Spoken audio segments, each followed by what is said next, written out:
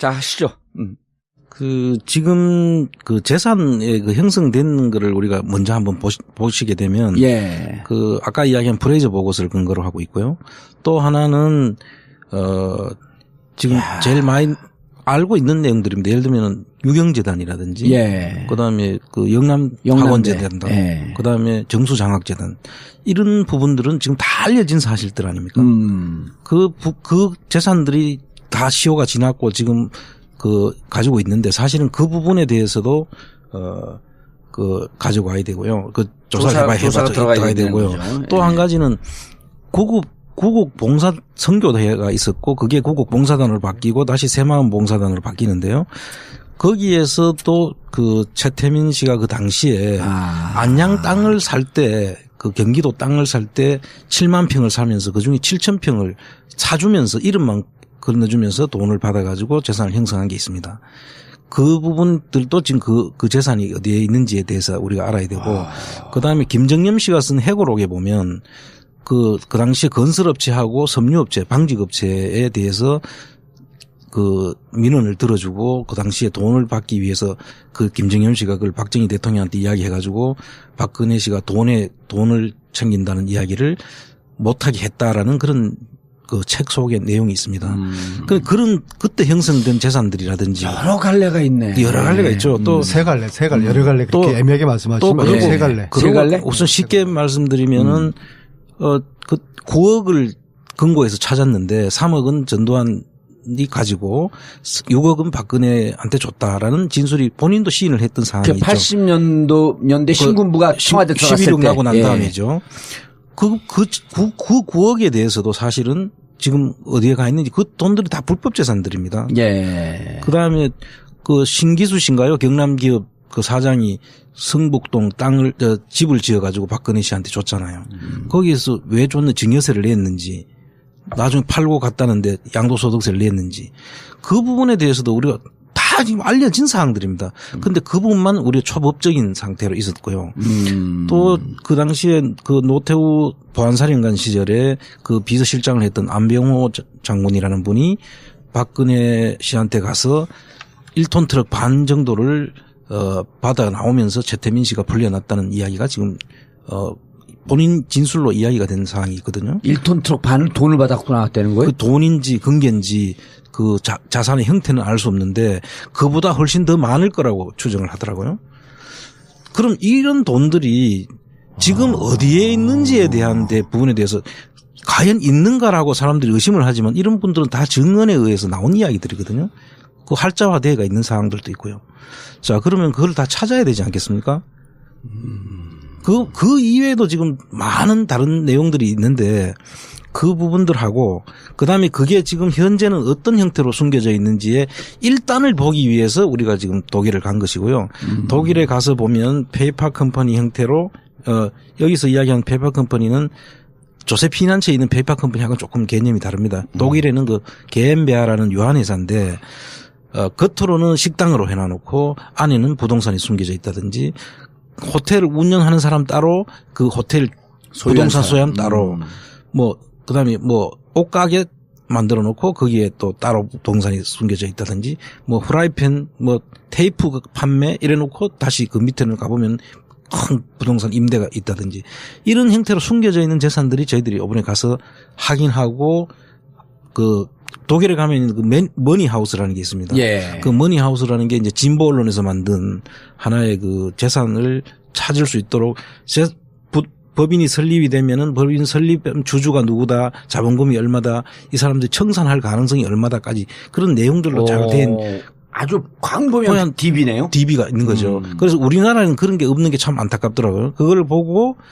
이런 재산들이 얼마나 많이 숨겨져 있는지를 저희들이 찾는데 상당히 큰 도움이 된 거죠. 우리나라는 상장되어 있는 것만. 예. 그리고 등기소에는 등기를 해놨지만 저희들이 일일이 특정해서 그거를 등기부 등본을 안 띄면 알 수가 없죠. 그런데 거기는 등기부하고 연결이 등기소하고 연결이 돼 가지고 머니하우스에 들어가 보면은 그 내용을 알 수가 있고 거기에 들어가 있는 주주가 누군지를 알면은 그 주주 이름으로 다른 회사가 설립되는지를 저희들이 검색을 할 수 있습니다.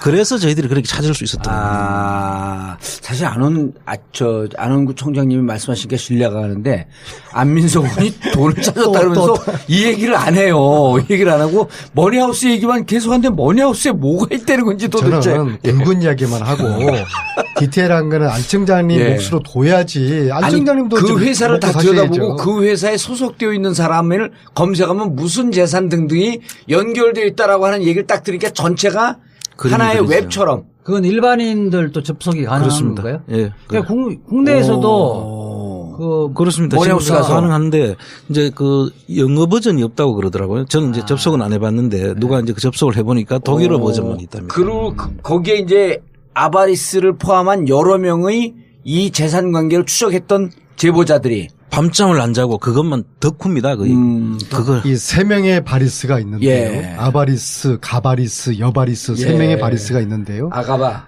거기서 아바리스는 지난 10월 국정농단 이게 터지면서 독일에서 사업을 하는 분인데 자기 사업을 일단 포기를 했어요. 접고 최순 재산 끝까지 추적한다. 그래서 이번에 가니까는 저도 이제 좀 먹고 살아야 됩니다 하면서 좀 바쁜 척을 하던데요. 정권이 바뀌니까 한 6개월 정도 아무튼 이 일만 독일에서 하고 근데 이제 그분 스스로가 페이퍼 컴퍼니 만든 적도 있고 없앤 적도 있고 그러니까 아주 잘 찾아낼 수 있는 그런 경험이 있는 거죠. 총장님, 그 머니하우스가 있는 한 독일의 재산은 숨을 곳이 없네요.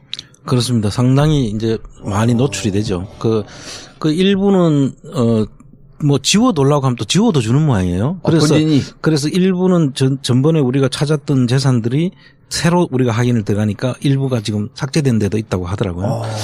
그래서 이제 그런 부분들이 이제 우리가 이 말을 조심하게 되는 부분들이죠. 예컨대 우리가 A라는 그 페이퍼 컴퍼니에 최순실의 돈이 추동되니까 얼마가 있다 이러다 보니 그거 처분해버릴 수 있죠. 우리가 보존 행위를 못 하잖아요. 지금 했대 그게 없어졌다는 거 아니에요. 그래갖고 지난번에 그 안 의원이 뭐라 그러냐면 지금 다른 방송에 나와서 지금 재산을 처분하는 과정에 있어서 사라지는 것도 있고. 그러니까 빨리 보존 처분을 우리 그렇죠.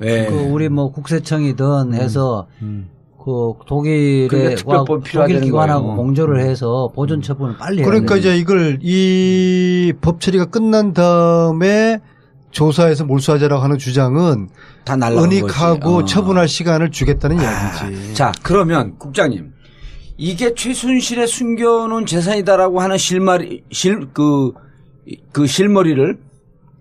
실마리야? 실마리 어디선가 찾았어야 될 거 아니에요. 그렇죠. 그거를 찾아갖고 거기서부터 꿰듯이 이렇게 엮어져 갖고 들어가야 되는데. 그렇습니다. 처음에 이제 저희들이 독일 갔을 때 제일 중요한 것은 독일 사회의 특징입니다. 이 사회민주주의 국가지 않습니까? 그렇죠. 그러다 보니까 독일에서는 개천에 용납할 수가 없어요.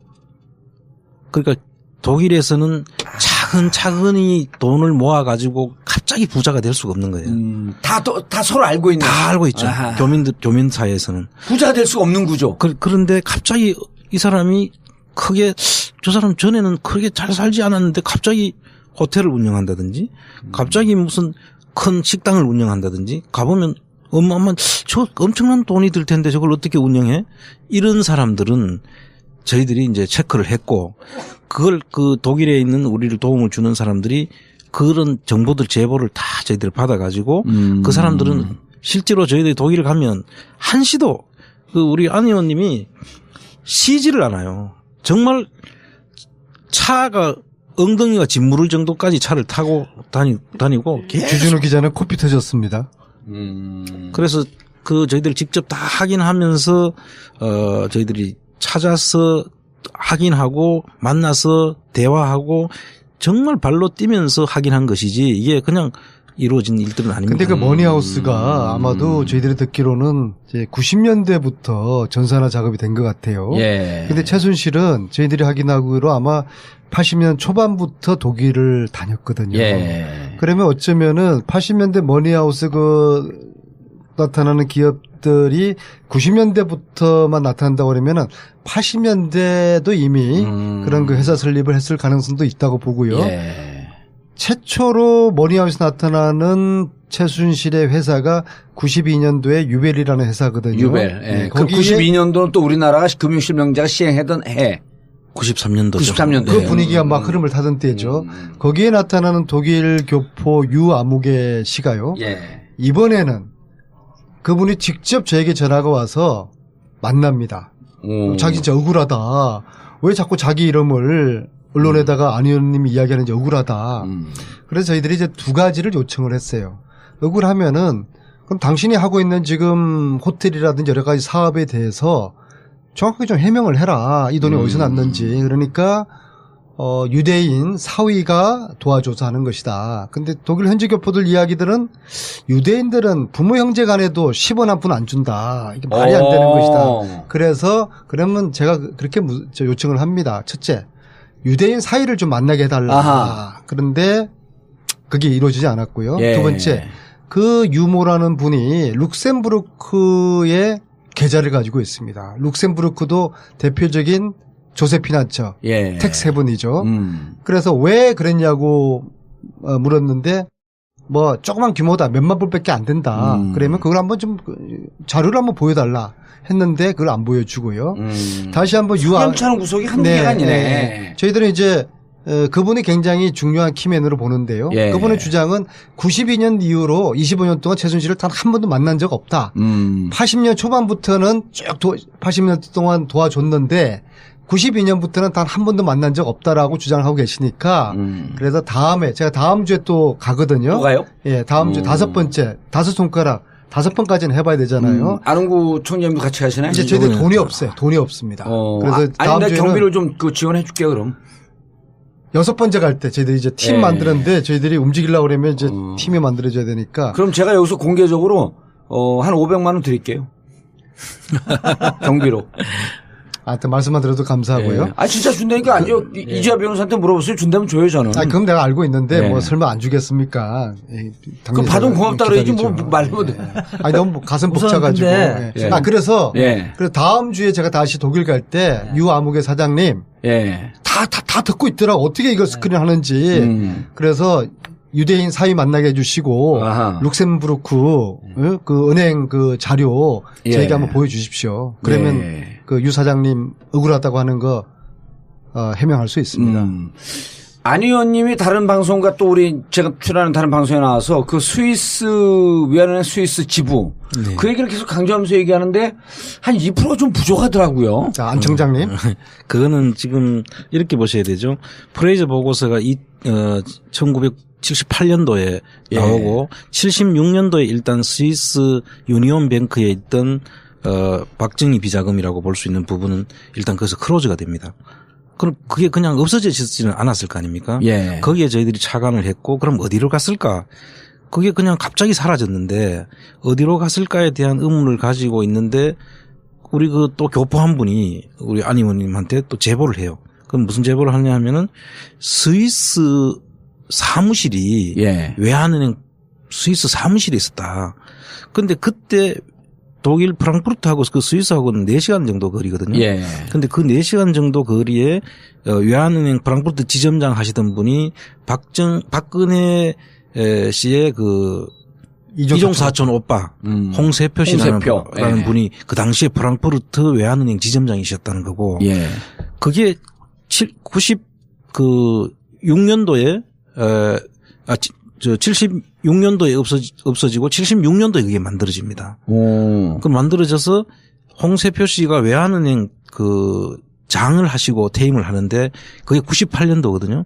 98년도까지 그게 존속을 하는데 저희들이 요번에 가서 확인한 거는 그 위치와 그 당시에 스위스 사무실이 과연 필요했는가. 그리고 그 운영을 하려고 그러면 그 제법 비싼 땅이거든요. 몇 년 동안 있었던 거예요 그게? 한 20 몇 년 있었죠. 22년이죠. 22년 정도. 76년서부터 98년까지니까. 그럼 그 기간 동안에 실질적으로 그 당시에는 우리나라 수출을 하는 회사라든지 뭐 스위스 은행이 가서 있을 만한 그런 데가 아니고 사무실은 또 연락 업무만 하는 것인데 네. 그걸 그렇게 오랫동안 거기 유지하다가 또 98년도에는 없앱니다. 그래서 홍세표 씨가 퇴임하면서 없애죠. 그래서 이제 저희들이 그 부분을 아주 이제 중요하게 보고 있는 것이고요. 근데 그래서 그 현장을 실제로 있었는지에 대한 현장을 저희들이 이번에 가서 확인한 것이고 그것도 우연히 그 스위스 현지 은행 뱅커로 통해서 확인을 하게 된 것이죠. 19년 만에 확인이 된 거네요. 그러면 98년도에 최초죠. 그것도 뭐 그 독일 교포가 제보하죠. 그분이 이제 독일의 그 은행 쪽에 계시는 분인데요. 네.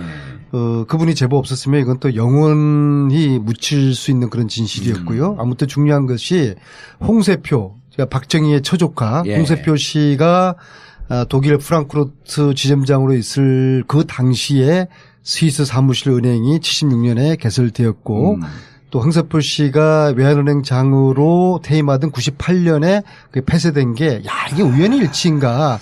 사실 이 국면에서 모든 우연의 일치는 나중에 필연으로 다 퍼즐에 맞추지 않습니까? 22년 동안 그게 유럽의 박정희 대통령의 재산. 자, 두 번째. 즉 최순실이 갖고 관리하고 있었을 법한. 자, 제 발동 걸렸습니다. 두 번째. 그리고 홍세표 씨가 독일의 프랑크푸르트에 있을 때 특정 동문회 대학교 이러면 이야기해도 됩니까? 고대요. 고대. 네. 고대 독일 동문회를 만드는데 그 74년도 만들어져요. 예. 회장이 홍세표. 간사가 누군지 아십니까?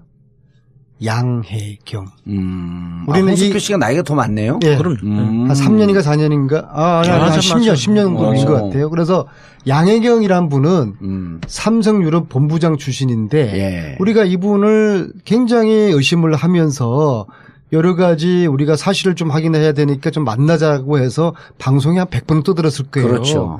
안 나타나요. 지금도 못 만났어요. 아니야. 이번에도 못 만났고요. 이번에는 뭐 그분은 꼭 우리가 우리가 가기 전에 며칠 전에 어디로 갔다. 그런 이야기를 저희들이 들었는데요. 이른바 추정하기에 최순실의 유럽 재산 관리인이라고 추정할 수 있는 인물 아니에요. 양혜경 씨가. 두 명의 키맨이 있는데 그중에 한 분으로 저희들이 의심을 하는데 이 의심을 본인이 받고 있으면 억울하지 않습니까? 그래서 우리가 좀 만나서 몇 가지 좀 확인만 해주면은 당신의 억울함을 풀어주겠다고 하는데도 그분이 서울에 들어올 때도 만나자고 하고 뭐 삼성의 고위층들 통해서도 만나자고 하고 뭐 별별 우리가 정말 짓을 다 했는데도 아직까지도 우리를 만나주지 않는 우리를 정말 싫어하시는 것 같아요. 그분이 홍세표 독일 고대 동문회 초대 회장, 초대 간사 양혜경. 그걸 또 이번에 또 사수부사수. 그렇습니다. 그런데 이분이 그렇게 또 정리를 잘해주시네 또. 삼성 유럽 본부장 출신인데 이분의 그러니까 모든 사람들이 그래요. 양세표 그분이 핵심일 것이다. 독일 교포들은 다 양혜경. 아이고. 양혜경. 홍세표 양혜경. 홍세표가 첫 기획자고 이후에 액션 플랜을 총가동했던 사람이 양혜경. 독일에서 아시는 분들은 홍세표 그분은 잘 이제 모르는데 원로니까. 독일 교포 사회를 아시는 분들은 다 홍세표. 양혜경. 양혜경을 만나서 양혜경 씨한테 확인을 한번 해봐라. 그분이 키를 쥐고 있을 것이다. 다 그런 사람인데 홍세표하고 74년도에 그런 회장 간사 또 국정농단을 했던 사람으로 알려진 분들의 독일 경제인의 인맥이 있거든요. 여기 지금 뭐 대사로도 나가고 그 공기업의 사장도 나가고 하시는 분들이 다 그 인맥들인데 양혜경 그 나와바리죠. 그 인맥들하고 또 고대 그 항맥들, 그 독일에 있었던 분들. 부본부장으로, 제2본부장으로 승진한 사람이 누구죠? 별하나 이름 기억이 안 나는데? 저 사람이 이상화. 이상화도 고대 아니에요? 네, 그렇죠. 그리고 유재경 씨. 유재경. 보안마대에서. 미얀마대에서 갔던 유재경. 왜 쟤를 보고 이야기해요? 그 다음에 무무일 고대. 이시아 고대.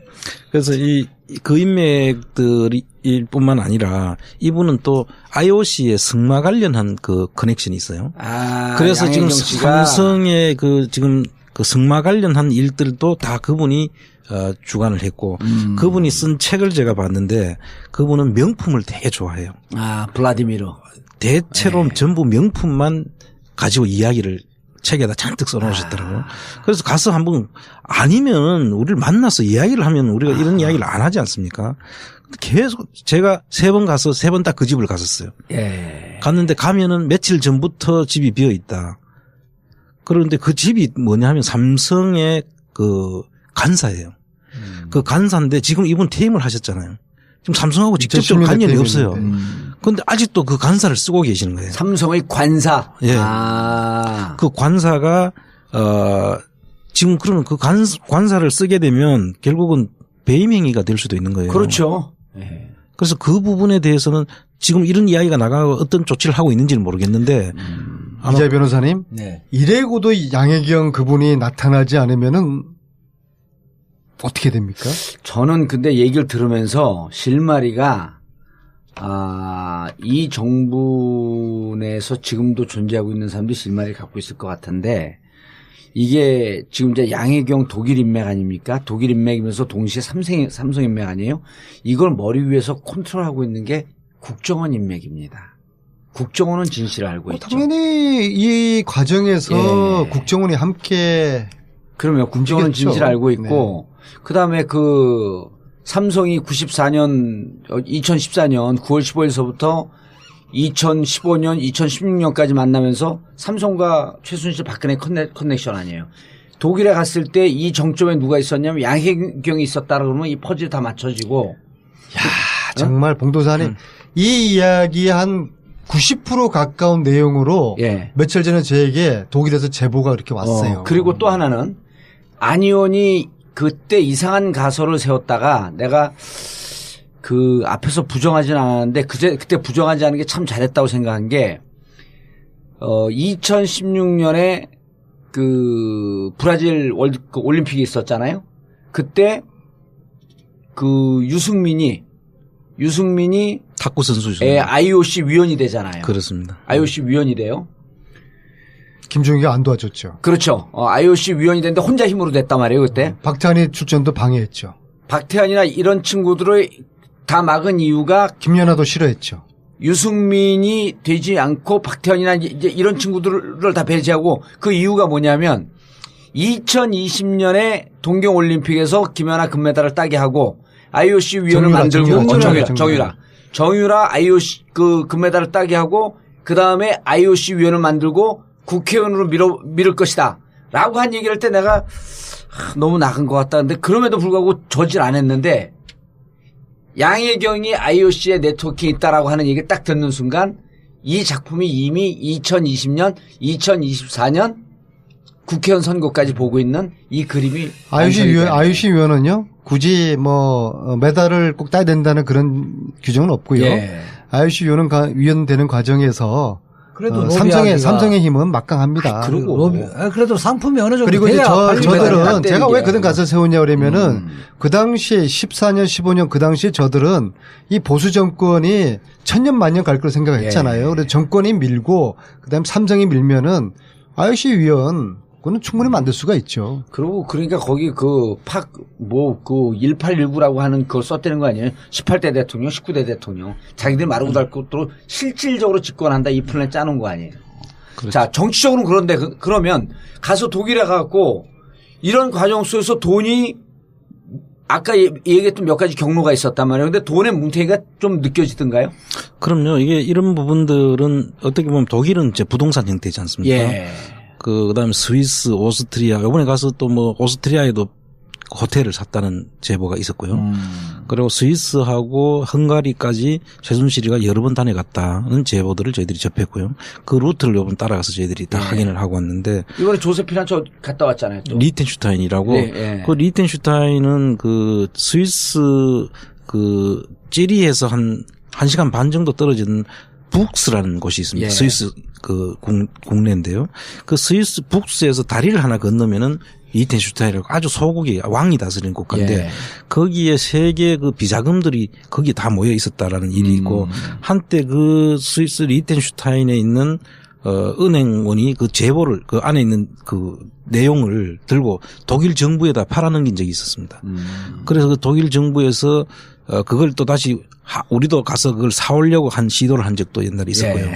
그래서 그걸 뭐 하면 거기에 뭐 우리나라 외환 그 보유액만큼 있을 수 있다 뭐 이런 이야기도 그때 한 적이 있었는데 그거를 이제 우리 안 의원님이 또 이 궁금하면 못 참으시잖아요.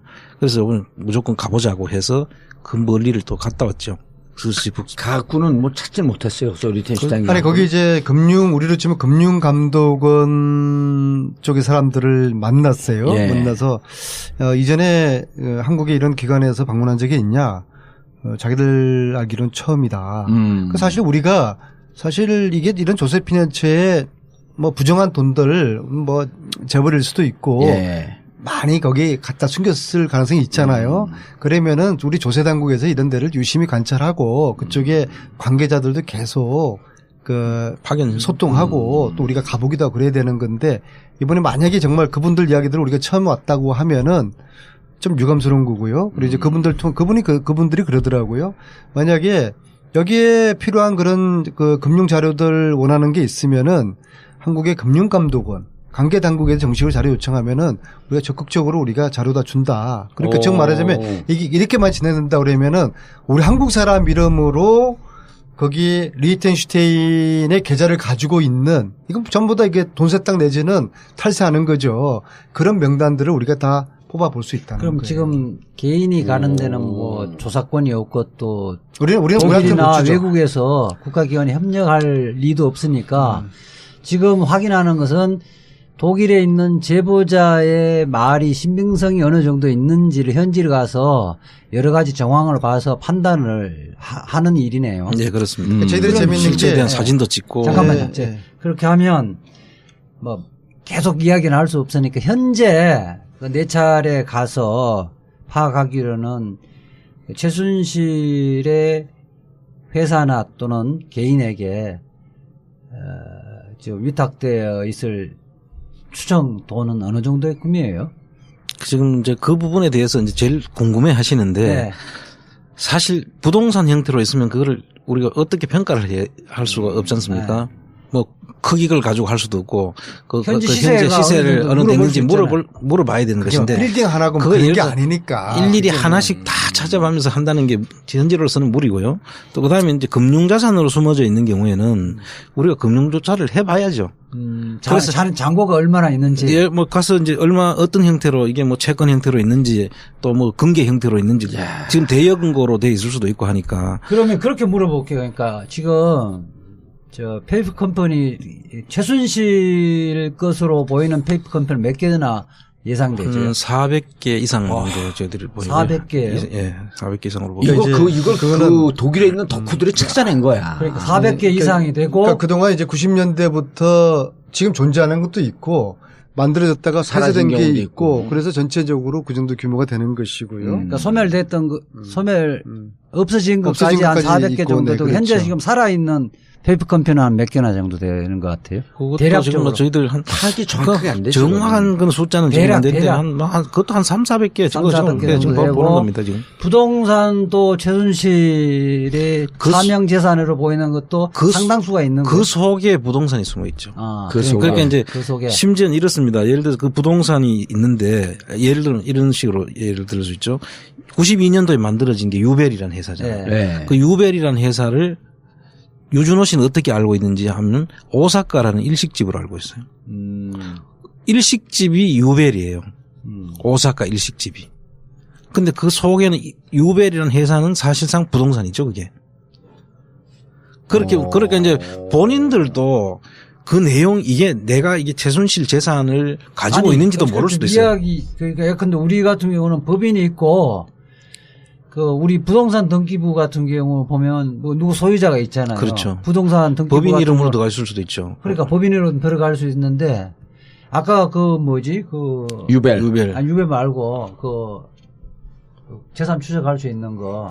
그거는 네덜란드에 있는 회사고요. 머니하우스. 독일에는 없어요? 머니하우스. 지금 머니하우스가 독일 거고. 그러니까 독일에 있으면 독일에 예컨대 A라는 페이퍼 컴퍼니가 있고 그 페이퍼 컴퍼니가 소유하고 있는 부동산은 거기에서 안 나와요? 지금 이제 이렇게 아까 지금 페이퍼 컴퍼니라고 이제 통칭을 하는데 독일에 있는 회사는 유한회사라고 보시면 됩니다. 우리나라의 유한회사 같은 건데 그걸 게엠베아라고 하는데요. 그 게엠베아는 세 사람의 이름이 들어가야 돼요. 그리고 돈이 3천만 원, 자본금이 3천만 원 정도 있어야 되고 그래야 회사가 설립이 됩니다. 그 설립이 되고 그 설립된 회사 속에 부동산이 숨겨져 있고 그 부동산 위에 있는 음식점을 하는 사람이 동일한 법인 내에서 있을 수도 있고 별도 다른 법인이 있을 수도 있어요. 네. 그렇기 때문에 겉으로 하는 거하고 속에 있는 재산 내용하고 회사 다를 수도 있고 같을 수도 있는 형태로 숨겨져 있기 때문에 알 수가 없는 거예요. 예를 들어서 이제 92년 최초의 유한회사인 최순실 유한회사인 유벨리회사 유준호, 최순실, 정윤회 3명이 공동대표인데 그렇죠. 유준호 씨가 오사카라는 식당을 운영합니다. 유벨리 유한회사 소속의 식당인데 오사카 식당이라고 네. 하는. 네. 유준호 씨는 자기가 유한회사 유벨. 오사카가 유벨이라는 회사 법인이라는 거를 모르고 있어요. 유벨이라는 단어 자체를 처음 듣는다고 그러더라고요. 그러니까 이제 그래서 심지어는 그거를 이용해서 운영하는 사람이 그 소유자가 누군지를 모르게 돼 있는 거예요. 데이비드 윤이라고 들어보셨지 않습니까? 예. 그 데이비드 유준호의 윤이 아들. 아니죠. 그 데이비드 윤은 그 윤남수 씨 아들. 윤남수 씨. 독일 세계일보 사장도 했던 그분인데 이 친구가 이제 그 독일 이 세 사람이 필요하다 그랬잖아요. 예. 회사를 만들 때 그 세 사람을 독일 교포들이나 유학생들을 이름을 넣는데 그 사람들은 나름대로 목적이 이제 그 비자를 받기 위해서 이름이 자기 그 회사에 이름을 올려놓는 걸 필요한 사람들은 그 사람들한테도 돈을 받는 거죠. 그리고 최순실이가 회사를 만들어 달라고 했으니까 최순실한테도 돈을 받는 겁니다. 그럼 한 개 회사를 만드는데 두 사람으로부터 돈을 받죠. 그래서 일부는 자기가 챙기는 거예요. 어쨌든 궁금한 거는요. 그 지금 페이퍼 컴퍼니가 어떤 부동산을 보유하고 있다는 것을 대략적으로 좀 알고 있다는 거 아니에요? 그렇습니다. 그런데 뭐 대표적인 거, 예컨대 호텔이나 이 큰 부동산 이런 것들이 그 법인들이 명의로 돼 있는 것도 좀 있어요. 그렇습니다. 뭐 대표적인 예를 들면 어떤 것들이? 근데 저희들이 처음에 가서 우리가 그 페이퍼 컴퍼니를 찾아갔는 데가 그 테이프를 판매하는 법인이 있는 곳이었어요. 그런데 그 속에 들어가 보니까 그 회사의 자산으로 돼 있는 그 실제 임대가 추가가 돼 있어요. 종목에. 목적에. 그런데 민헨 쪽에 큰 건물이 있는 거예요. 그냥 테이프만 파는 회사인 줄 알았는데 민헨 쪽에 가보니까 큰 임대 건물이 있는 거예요. 그 테이프 만드는 회사에 소속돼 있는 거예요. 그렇죠. 소유로. 그러니까 그런데 저희들은 그냥 테이프를 판매하는 회사로만 생각했는데 실제로 민헨에 그거는 사진까지 이제 저희들이 그건 직접 가지는 못했어요. 이번에도 그 거리가 큰 호텔을 소유하고 있는 제법 거네. 큰 그 임대 건물을 가지고 봉도사님이 감탄사를 연발하시는데 저는 봉도사님 만난 이후로 10년 동안에 저런 표정, 저런 놀란 감탄사를 연발하는 그 처음인데요. 우리 같은 경우는 이게 왜냐 그러면은 최순실 본인 이름으로 된 게 하나도 없어요. 아니, 그러니까 제 이야기는 여러 번 세탁 제 과정 거쳐 이야기는 차명이라서 우리 같은 경우는 부동산 같은 경우는 등기부가 있잖아요. 그렇죠. 등기부에 아니 독일도 똑같이 등기부가 있어요. 있습니다. 다 똑같아. 있습니다. 우리 민법의 체계가 독일에서 그대로 그렇죠. 온 거니까 법인에 그 등기부 등본을 떼버리면 되잖아요. 그렇죠. 그거를 우리가 등기부 등본 뛸 필요 없이 네. 머니하우스를 통해서 확인할 수 있죠. 예컨대 사진까지 확인을 할 수 있어요. 대지가 몇 평이고 뭐 다 있죠. 그 토지하고 건물도 똑같이 그렇죠. 독일도 별도의 등기가 돼 있거든요. 문제는 저희들은 그게 다 이제 차명이고 네. 또 차차명으로 다 보는데 보이는데 차차명으로 다 그건 조사를 보는데 해야죠, 확실히. 이것을 최순실이가 이건 나를 모르는 사람이다라고 할 거 아니에요. 따라서 이 수사, 이 조사는 독일 공권력가진 당국이랑 같이 공조하지 않으면 그러니까 못 받게 돼 있는 것이죠. 그러니까 최순실 씨가 자신 가지고 그렇게 있으면 다 해버리면 찾아가라. 막연하게 그렇게 되면 느낌상 최순실이다 해버리면 안 되는 거니까 최소한 이 회사 명이 뭔데 이 회사는 최순실이가 만든 페이퍼 컴퍼니로 추정된다. 그까지는 좋아요. 그리고 이 페이퍼 컴퍼니가 민헨에 있는 몇 번지의 부동산을 소유하고 있다. 그 수준 다 가지고 있습니다. 그럼 우리가 그러면 지금 다 파악을 했죠. 이 부동산은 현재 시세로는 어느 정도 규모로 보인다. 이까지는 다 파악된다는 거죠. 그런데 이제 우리가 민헨 예를 들면 그까지는 저희 사실 못 가봤고요.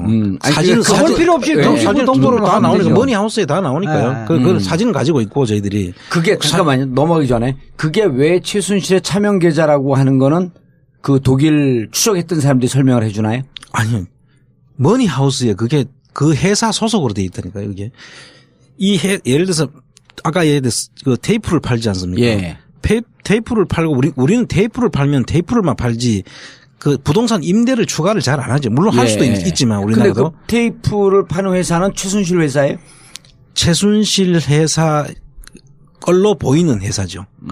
보이는 거는 하나 인적 구성 때문에 지금 이런 겁니다. 인적 구성 때문에. 저도 어디 찾았냐면 최순실 조력인들이 있지 않습니까? 예. 독일의 최순실 조력인들이 여러 사람이 있습니다. 예. 그 사람 밑에 또 여러 사람이 또 이렇게 전 조직을 있습니다. 예. 그 사람들이 이름이 거기에 들어가면 일단은 우리가 그 사람들을 지금 현재 저희들이 수사권도 없고 조사권도 없는 상태에서 찾을 수 있는 방법은 저희들에게 이 변호사님 너무 정확한 걸 요구하지. 아니, 그런 거예요. 왜냐하면 알려드리면 시청자들이 근거를 나름대로 근거를 갖고 추정한다고. 제가 쉽게 한번 정리해 볼게요. 안홍구가 돈을 내서 안홍구 청장이 돈을 내서 이재화 그다음에 정봉주 안민석 세 사람이 회사 만들어요. 그죠? 은행 회사 하나 만들어. 그다음에 또 내가 또 내 친구들 이름으로 또 만들어. 옛날 보좌관들, 전직 보좌관들 이렇게 동원해서. 또 그 친구가 또 자기 또 친척 이름 또 만들어. 인적 이재화도 이런 식으로 해. 추정을 하는 거죠. 정봉주도 이렇게 해. 그 이야기를 듣고 싶은 거예요. 그러니까 추정하기가 힘든 거예요. 그런데 저기 몇 단계를 거쳐 와보니까 그 정점에 안원그룹 최순실이라고 본다면. 그렇죠. 결국은 안원구하고 연결된 네 단계, 5단계 사람들이 각자 하나하나 지금 여러 가지 회사를 다 소유하고 있는 거야. 저희들이 추적하고 있는 내용을 제가 국세청 출신이다 보니까 국세청 조사하는 방식으로 찾았을 것으로 대부분 이제 선입관을 가지시는데 저희들이 전혀 그 방법을 안 씁니다. 저는 국세청 출신이지만 저는 청와대 민정에도 있었고 정보를 다뤄본 사람이잖아요. 청와대 제가 7년을 있었는데요. 그래서 정보를 제가 사실 정보맨이라고 보면 더 맞는 것이죠. 깨알 같아. 그렇습니까? 그래서 그 정보를 가지고 저희들이 아까 이야기한 대로 그 사람들의 관계를 저희들이 먼저 봤습니다. 우리가 그렇지 않고는 확인할 수 있는 방법이 없습니다. 사람이 설명이 되네 이제. 조력인들을 중심으로 해서 그 사람들이 여기도 또 같이 나타났다. 세 사람이 필요한데 두 사람이 같은 사람이에요. 또 한 사람이 저쪽에 또 회사 또 나타났다. 그러면 그 사람들은 다 한 통속이죠. 그래서 그 사람들 이름을 추적하면서 회사를 찾아간 거죠. 알겠습니다. 또 예를 들어서 이제 독일 우리 이제 교포 1세대 중에서 조력자들 핵심 조력자들 한 너댓 분이 있어요. 우리가 최순실의 핵심 조력자? 그분들을 따로 우리가 추적을 했는데 나중에 알고 보니까 이 5분들이 고스톱 멤버들이야. 다 모른다고 해요. 서로 다 모른다 그래요? 근데 고스톱 치면서 누군지는 몰라. 그 고스톱 칠 때 옆에서 받는 사람이 이야기를 하는데 자기들끼리는 모른다고 합니다. 무척 큰 고구마 이 줄기가 있는 것 같은 느낌이고. 이제 힘들어서 안 되겠어요. 이제 이거 검찰이나 국세청 관청이 나서야지. 이제 힘들어서 안 되겠어요. 검찰이 수사를 하려고 해도 그렇고 국세청이 조사를 하려고 해도 이게 검찰은 공소시효 문제가 있고 이 국세청 조사도 시효 문제가 있잖아요. 부가제적 기간이 따로 정해져 있죠. 뭐 10년, 15년, 최장 15년 그런데요. 15년인데 어쨌든 국가기관 공무원들이 실질적인 조사나 수사를 하려면 법적 근거가 있어야 된다. 그래서 안민석 의원이 대표 발의해서 특별법을 만들려 그러는 거죠. 특별법의 요지만 간단하게 이야기 좀 해주세요. 첫째는 이제 공소시효를 없애야 돼요. 지금 현행법으로 물론 수사는 할 수 있어요. 최근에 벌어진 일들은 최근에 재산들은 조사나 수사할 수 있지만은 7, 80년대는 못 거슬러 가지 않습니까? 그래서 이제 공소시효를 없애는 게 첫 번째 그 특징이고요. 두 번째는 조사위원회를 구성해서 이 조사위원회에게 조사권을 줘서 압수수색 할 수 있는 그런 이제 권한을 부여하고요. 특히 세 번째는 지금 현행 형사법으로는 불법 취득 재산을 검사가 입증하게 돼 있지 않습니까? 근데 이 특별법에는 이 재산 취득을 최순실이가 입증하도록 하게 있어요. 어떻게 합법적으로 이 재산을 취득했다. 형성 과정이 정당했다라는 것을 본인이 입증하도록. 그래서 이 세 가지가 포함된 특별법 아니면은 이번에 최순실 재산은 조사 자체가 하는 것은 극히 한계가 있는 것이죠. 자, 정리하면 첫 번째는 일단 공소시효 없애고 그다음 세월호 특조 처음에 주장했듯이 수사권 기소권이 있어야 되겠다. 그다음 마지막으로 자, 이거 차명재산 당신과 당신의 조력자들이 갖고 있는 재산이고 당신의 재산으로 추정되는데 이거 당신이 무슨 돈으로? 무슨 근거로 어떻게 이 재산을 돈 벌었냐? 축적을 했는지 입증해라. 그러지 않게 되면 만들어진 특별법으로 인해서 불법 재산을 불법 취득 재산을 규정을 하겠다. 자, 그런데 간단한 방법. 제 추정컨대 그 민정에도 계셨다고 하니까 이 모든 자료의 종합판을 갖고 있는 곳이 있어요. 국정원에 있습니다. 국정원에 지금도 암약하고 있거나 숨어 있는 최순실의 조력자들 끄집어내면요. 거기에 고구마 줄기처럼 빠져나옵니다. 그리고 국정원은 셀처럼 자료들이 다 단절이 되어 있었고 어느 한 곳에 나오기 시작하게 되면 그게 연결이 되고 다 나와요. 그래서 이것은 현재 정권 교체된 상태에서 정보를 담당하고 있었던 분들, 그분들이 최순실이 76년 이후서부터 지금까지 왔던 이 정보의 줄기를 잡아내면 저는 거기 상당 부분 실마리가 나올 거라고 보는 거예요. 지금 이제 전부 다 뭐 해외 재산만 가지고 이야기하는데요. 지금 현재 국내 재산도 어마어마합니다. 그러겠죠. 지금 제가 지금 아직 한마디도 말씀을 안 드렸는데 이 국내 재산 형성 과정에 또 많은 부분들이 들어있거든요. 그건 뭐 오늘은 그 해외 재산까지만 하고요. 다음 2편에서 이제 국내 재산. 국내 재산 부분도 지금 상당히 많은 부분들이 있는데 그건 민감한 부분도 있긴 있습니다. 그리고 지금 정유라 사건도 알려지기는 K미르 뭐 승마 사건 그 정도로 알려진데 그거 좀 의심스럽지 않습니까? 금액이 너무 작다고 생각하지 않으세요? 아니 안민석 의원도 처음 듣는지 눈을 동그랗게 떠고 쳐도. 아니 이제 이 자리를 빌어서요. 정말 이제 정권이 바뀌고 적폐청산 저는 첫 번째 과제가 최순실 이 은닉재산 찾아서 몰수하라는 게 이게 국민들의 염원이라고 보거든요. 그렇다 그러면은 우리가 그동안 독일을 4번이나 오가면서 찾았던 이런 재산에 대해서 그 국세청이나 검찰이나 관세청이 우리의 이야기를 우리의 자료를 한번 보자고 해야 그렇죠. 연락이 많이 안홍구 총장님 안홍구 총장한테는 저야 뭐 정치인이라 할지라도 안홍구 총장님 같은 경우에는 공무원 출신이고 공무원들이 신뢰할 수 있는 분이지 않습니까? 그래서 저는 이 방송이 나가서 48시간 내에 안 국장께 연락이 오지 않으면은 이거는 우리나라 공권력이 이 의지가 없다라고 저는 그렇게 단정을 할 겁니다. 알겠습니다. 아니면 전국구가 이제 뭐 청취율이 대단히 낮든가. 별걸 다 갖고 시비를 걸어. 그리고 적폐청산뿐만 아니라 안홍구 총장님이 이명박 박근혜 정권 들어오면서 가장 억울함을 당한 분 아니에요. 제가 일이라고 한다면 안홍구 총장님은 100의 억울함을 당한 거야. 나는 당하든 말든 나 살아있잖아. 안홍구 총장님도 살아 계시는데? 살아 계시는데. 우리 새로운 정권에서는 그래서 새로운 정권에서 명예회복. 억울한 분들을 억울함 풀어주고 명예회복 시켜주고. 그 명예회복 할 수 있는 또 하나의 길이 이제 우리가 자, 하시죠. 지금 그 재산에 그 형성된 거를 우리가 먼저 한번 보시게 되면 그 아까 이야기한 프레이저 보고서를 근거로 하고 있고요. 또 하나는 지금 제일 많이 알고 있는 내용들입니다. 예를 들면 유경재단이라든지 그다음에 그 영남학원재단 그다음에 정수장학재단 이런 부분들은 지금 다 알려진 사실들 아닙니까? 그 재산들이 다 시효가 지났고 지금 가지고 있는데 사실은 그 부분에 대해서도 가져가야 되고요. 조사가 들어가야 되고요. 또 한 가지는 구국 봉사 선교대회가 있었고 그게 구국 봉사단으로 바뀌고 다시 새마을 봉사단으로 바뀌는데요. 거기에서 또 최태민 씨가 그 당시에 안양 땅을 살 때 그 경기도 땅을 살 때 7만 평을 사면서 그중에 7천 평을 사주면서 이름만 건너주면서 돈을 받아가지고 재산을 형성한 게 있습니다. 그 부분들도 지금 그 재산이 어디에 있는지에 대해서 우리가 알아야 되고, 그 다음에 김정념 씨가 쓴 해고록에 보면 그 당시에 건설업체하고 섬유업체, 방직업체에 대해서 그 민원을 들어주고 그 당시에 돈을 받기 위해서 그 김정념 씨가 그걸 박정희 대통령한테 이야기해가지고 박근혜 씨가 돈을 챙긴다는 이야기를 못하게 했다라는 그런 그 책 속에 내용이 있습니다. 그때 형성된 재산들이라든지 여러 갈래가 있네. 여러 갈래가 있죠. 또 세 갈래, 여러 갈래 그렇게 애매하게 말씀하시면 세 갈래. 그리고 우선 쉽게 말씀드리면은 9억을 근거해서 찾았는데 3억은 전두환이 가지고 6억은 박근혜한테 줬다라는 진술이 본인도 시인을 했던 사항이 있죠. 80년대 신군부가 청와대 들어갔을 때. 11억 나고 난 다음이죠.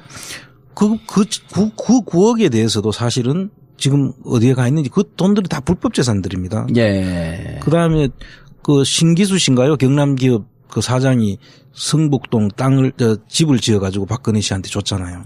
거기에서 왜 줬는지 증여세를 냈는지 나중에 팔고 갔다는데 양도소득세를 냈는지 그 부분에 대해서도 우리가 다 지금 알려진 사항들입니다. 근데 그 부분만 우리가 초법적인 상태로 있었고요. 또 그 당시에 그 노태우 보안사령관 시절에 그 비서실장을 했던 안병호 장군이라는 분이 박근혜 씨한테 가서 1톤 트럭 반 정도를 받아 나오면서 최태민 씨가 불려놨다는 이야기가 지금 본인 진술로 이야기가 된 사항이 있거든요. 1톤 트럭 반을 돈을 받았고 나왔다는 거예요? 그 돈인지 금괴인지 그 자산의 형태는 알 수 없는데 그보다 훨씬 더 많을 거라고 추정을 하더라고요.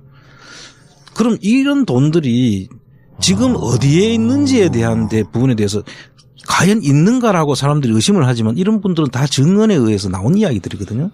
그 활자화되어가 있는 사항들도 있고요. 자, 그러면 듣고 있더라. 어떻게 이걸 스크린하는지. 그래서 유대인 사위 만나게 해주시고 룩셈부르크 그 은행 그 자료 저에게 한번 보여주십시오. 그러면 그 유 사장님 억울하다고 하는 거 해명할 수 있습니다. 안 의원님이 다른 방송과 또 우리 제가 출연하는 다른 방송에 나와서 그 스위스 위안은행 스위스 지부 그 얘기를 계속 강조하면서 얘기하는데 한 2%가 좀 부족하더라고요. 자, 안 청장님. 그거는 지금 이렇게 보셔야 되죠. 프레이저 보고서가 1978년도에 나오고 76년도에 일단 스위스 유니온 뱅크에 있던 박정희 비자금이라고 볼 수 있는 부분은 일단 거기서 크로즈가 됩니다. 그럼 그게 그냥 없어지지는 않았을 거 아닙니까? 예. 거기에 저희들이 착안을 했고 그럼 어디로 갔을까? 그게 그냥 갑자기 사라졌는데 어디로 갔을까에 대한 의문을 가지고 있는데 우리 그 또 교포 한 분이 우리 안 의원님한테 또 제보를 해요. 그럼 무슨 제보를 하냐 하면은 스위스 사무실이 외환은행 스위스 사무실에 있었다. 근데 그때 독일 프랑크푸르트하고 그 스위스하고는 4시간 정도 거리거든요.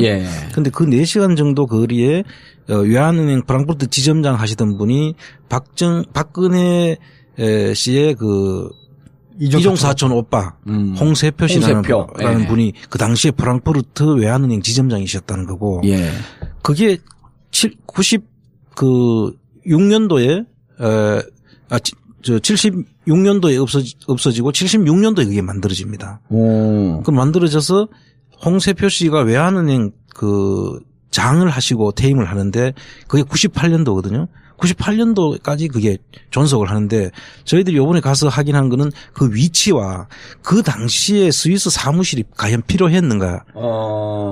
그리고 그 운영을 하려고 그러면 그 제법 비싼 땅이거든요. 몇 년 동안 있었던 거예요, 그게? 한 20 몇 년 있었죠. 22년 정도. 76년서부터 98년까지니까. 그럼 그 기간 동안에 실질적으로 그 당시에는 우리나라 수출을 하는 회사라든지 뭐 스위스 은행이 가서 있을 만한 그런 데가 아니고 사무실은 또 연락 업무만 하는 것인데 그걸 그렇게 오랫동안 거기 유지하다가 또 98년도에는 없앱니다. 그래서 홍세표 씨가 퇴임하면서 없애죠. 그래서 이제 저희들이 그 부분을 아주 이제 중요하게 보고 있는 것이고요. 근데 그래서 그 현장을 실제로 있었는지에 대한 현장을 저희들이 이번에 가서 확인한 것이고 그것도 우연히 그 스위스 현지 은행 뱅커로 통해서 확인을 하게 된 것이죠. 19년 만에 확인이 된 거네요, 그러면. 98년도에 최초죠. 그것도 뭐 그 독일 교포가 제보하죠. 그분이 이제 독일의 그 은행 쪽에 계시는 분인데요. 그분이 제보 없었으면 이건 또 영원히 묻힐 수 있는 그런 진실이었고요. 아무튼 중요한 것이 홍세표, 그러니까 박정희의 처조카 홍세표 씨가 독일 프랑크푸르트 지점장으로 있을 저희들이 찾아서 확인하고 만나서 대화하고 정말 발로 뛰면서 확인한 것이지 이게 그냥 이루어진 일들은 아닙니다. 근데 그 머니하우스가 아마도 저희들이 듣기로는 이제 90년대부터 전산화 작업이 된 것 같아요. 근데 최순실은 저희들이 확인하기로 아마 80년 초반부터 독일을 다녔거든요. 그러면 어쩌면은 80년대 머니하우스 그 나타나는 기업들이 90년대부터만 나타난다고 그러면은 80년대도 이미 그런 그 회사 설립을 했을 가능성도 있다고 보고요. 최초로 머니하우스 나타나는 최순실의 회사가 92년도에 유벨이라는 회사거든요. 유벨. 예. 네, 그 92년도는 또 우리나라가 금융실명제가 시행하던 해. 93년도죠. 93년도. 그 분위기가 막 흐름을 타던 때죠. 거기에 나타나는 독일 교포 유아무개 씨가요. 예. 이번에는 그분이 직접 저에게 전화가 와서 만납니다. 자기 진짜 억울하다. 왜 자꾸 자기 이름을 언론에다가 안 의원님이 이야기하는지 억울하다. 그래서 저희들이 이제 두 가지를 요청을 했어요. 억울하면은 그럼 당신이 하고 있는 지금 호텔이라든지 여러 가지 사업에 대해서 정확하게 좀 해명을 해라. 이 돈이 어디서 났는지. 그러니까 유대인 사위가 도와줘서 하는 것이다. 근데 독일 현지 교포들 이야기들은 유대인들은 부모 형제 간에도 10원 한 푼 안 준다. 이게 말이 안 되는 것이다. 그래서 그러면 제가 그렇게 요청을 합니다. 첫째, 유대인 사위를 좀 만나게 해달라. 아하. 그런데 그게 이루어지지 않았고요. 예. 두 번째, 그 유모라는 분이 룩셈부르크의 계좌를 가지고 있습니다. 룩셈부르크도 대표적인 조세피난처 예. 텍스 헤븐이죠. 그래서 왜 그랬냐고 물었는데 뭐 조그만 규모다 몇만 불밖에 안 된다. 그러면 그걸 한번 좀 자료를 한번 보여달라 했는데 그걸 안 보여주고요. 다시 한번 괜찮은 구석이 한두 개가 아니네. 네. 저희들은 이제 그분이 굉장히 중요한 키맨으로 보는데요. 예. 그분의 주장은 92년 이후로 25년 동안 최순실을 단 한 번도 만난 적 없다. 80년 초반부터는 쭉 80년 동안 도와줬는데 92년부터는 단 한 번도 만난 적 없다라고 주장을 하고 계시니까 그래서 다음에 제가 다음 주에 또 가거든요. 또 가요? 예, 다음 주 다섯 손가락 5번까지는 해봐야 되잖아요. 안흥구 총장님도 같이 가시나요? 이제 저희들 돈이 없어요. 돈이 없습니다. 그래서 다음 아니, 주에는 경비를 좀 지원해 줄게 그럼. 6번째 갈 때 저희들이 이제 팀 예. 만드는데 저희들이 움직이려고 그러면 이제 팀이 만들어져야 되니까. 그럼 제가 여기서 공개적으로 한 500만 원 드릴게요. 경비로. 하여튼 말씀만 들어도 감사하고요. 예. 아 진짜 준다니까 아니요. 이지아 변호사한테 물어보세요. 준다면 줘요 저는. 아 그럼 내가 알고 있는데 예. 뭐 설마 안 주겠습니까? 그럼 받으면 고맙다 그러지 뭐 말하면 돼.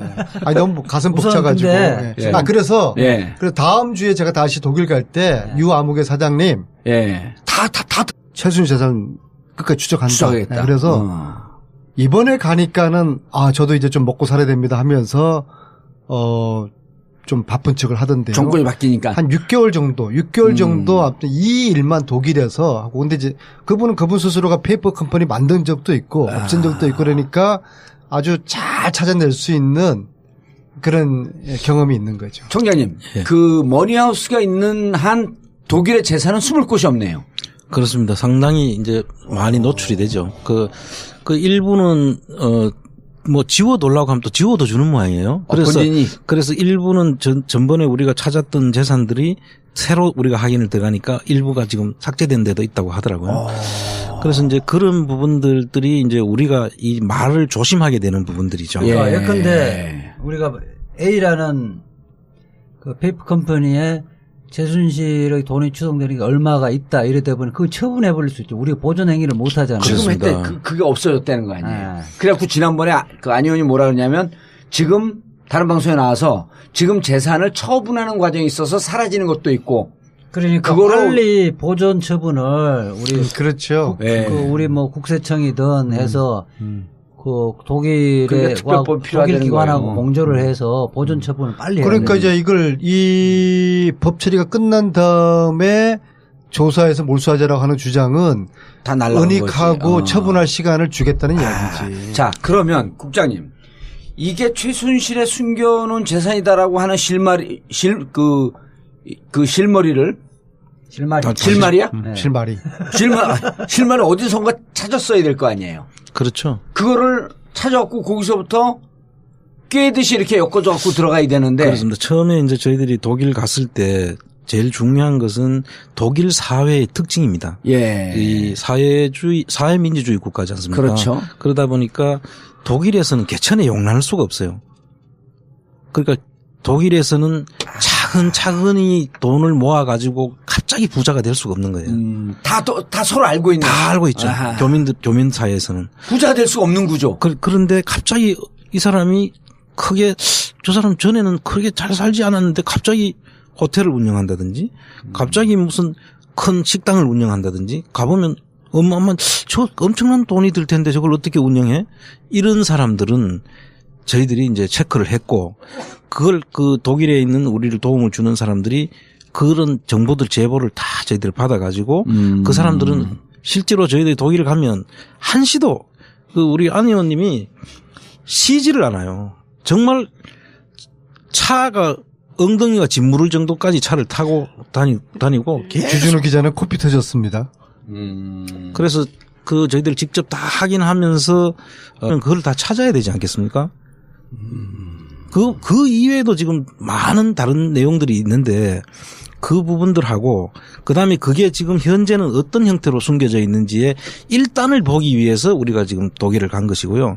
독일에 가서 보면 페이퍼 컴퍼니 형태로 여기서 이야기하는 페이퍼 컴퍼니는 조셉 피난처에 있는 페이퍼 컴퍼니하고는 조금 개념이 다릅니다. 독일에는 그 게엠베아라는 유한 회사인데 겉으로는 식당으로 해놔놓고 안에는 부동산이 숨겨져 있다든지 호텔을 운영하는 사람 따로 그 호텔 부동산 소유한 따로 뭐 그다음에 뭐 옷가게 만들어 놓고 거기에 또 따로 부동산이 숨겨져 있다든지 뭐 프라이팬 뭐 테이프 판매 이래 놓고 다시 그 밑에는 가보면 큰 부동산 임대가 있다든지 이런 형태로 숨겨져 있는 재산들이 저희들이 이번에 가서 확인하고 그 독일에 가면 그 머니하우스라는 게 있습니다. 예. 그 머니하우스라는 게 이제 진보 언론에서 만든 하나의 그 재산을 찾을 수 있도록 법인이 설립이 되면은 법인 설립 주주가 누구다, 자본금이 얼마다, 이 사람들이 청산할 가능성이 얼마다까지 그런 내용들로 잘 된 아주 광범위한 DB네요. DB가 있는 거죠. 그래서 우리나라는 그런 게 없는 게 참 안타깝더라고요. 그걸 보고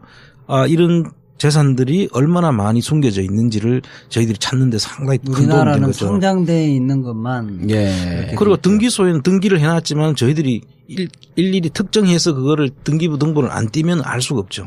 그런데 거기는 등기부하고 연결이 등기소하고 연결이 돼 가지고 머니하우스에 들어가 보면은 그 내용을 알 수가 있고 거기에 들어가 있는 주주가 누군지를 알면은 그 주주 이름으로 다른 회사가 설립되는지를 저희들이 검색을 할 수 있습니다. 그래서 저희들이 그렇게 찾을 수 있었던 거예요. 사실 안원구 총장님이 말씀하신 게 신뢰가 가는데 안민석 의원이 돈을 찾았다 그러면서 이 얘기를 안 해요. 이 얘기를 안 하고 머니하우스 얘기만 계속 하는데 머니하우스에 뭐가 있다는 건지 도대체. 저는 굵은 이야기만 하고 디테일한 거는 안 총장님 몫으로 둬야지. 안 총장님도 그 회사를 다 들여다보고 그 회사에 소속되어 있는 사람을 검색하면 무슨 재산 등등이 연결되어 있다라고 하는 얘기를 딱 들으니까 전체가 하나의 웹처럼. 그건 일반인들도 접속이 가능한 그렇습니다. 건가요? 예. 그러니까 국내에서도 그렇습니다. 머니하우스가 가능한데 이제 그 영어 버전이 없다고 그러더라고요. 저는 이제 접속은 안 해봤는데 누가 이제 그 접속을 해보니까 독일어 버전만 있답니다. 그리고 거기에 이제 아바리스를 포함한 여러 명의 이 재산 관계를 추적했던 제보자들이 밤잠을 안 자고 그것만 덕후입니다. 그걸. 이 세 명의 바리스가 있는데요. 아바리스, 가바리스, 여바리스 세 명의 바리스가 있는데요. 아가바. 거기서 아바리스는 지난 10월 국정농단 이게 터지면서 독일에서 사업을 하는 분인데 자기 사업을 일단 포기를 했어요. 접고